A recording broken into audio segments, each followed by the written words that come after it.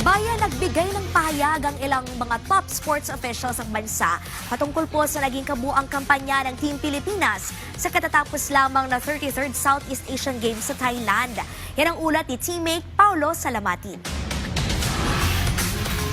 Tinapos ng Pilipinas ang kanilang kampanya sa 33rd Thailand Southeast Asian Games nang nasa ika-6 na pwesto matapos magbulsa ng 50 ginto, 73 silver at 154 bronze medals. Mas mababa ng 10 medalya kumpara sa initial na target ng 60 gold medals at mas mababa ng 2 pwesto sa layuning makapag-top 4 sa 2025 SEA Games ranking. Pero sa kabila nito, ibinahagi ni Philippine Olympic Committee President Abraham Bambol Tolentino at Philippine Sports Commission Chairman Patrick Gregorio na kontento sila sa naabot na tagumpay at ibinigay na karangalan sa bansa ng Philippine delegation sa halos 2 linggong biennial games sa Thailand.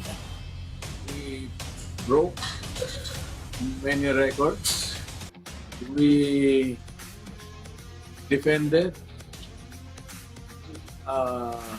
We beat their games. Yun ang importante dun. Yes. We beat their games. We defended our games.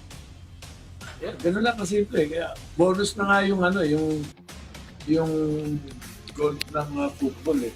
Yung talunin ng Thailand. Yes. That's it. Of course, I agree 100% with the POC President Bambol. Yun yung sinasabi niyang we won in games that mattered most. We won in competitions that mattered most. That to them. Yeah.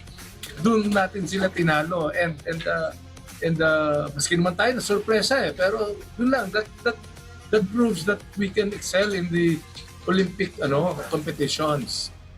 Kabilang sa mga tampok na panalo ng Pilipinas, ang 2 gintong medalya ng Gilas Men's and Women's 5x5 basketball team, softball at baseball, 3 gintong medalya sa swimming sa pangunguna ni Kayla Sanchez, habang naghatid din ng ginto sina tennis star Alex Ayala, women's beach volleyball team, Filipino pole vaulter na si AJ Obiena at marami pang iba.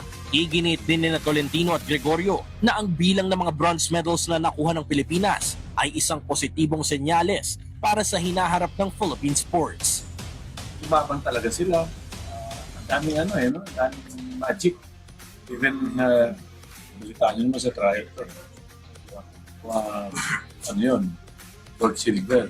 Definitely sa individual, yun din lang pero nangyari. Kinulang tayo. Kung gano'n, dapat pala may sarili tayo chef doon. Tayo na nagluto doon sa next day. Kasi may mangyayari. Mahirap yung tumakbo ng gano'n, ang pakiramdam. Diba? Ano yun? Totoong nangyari. Yan yung grassroots natin.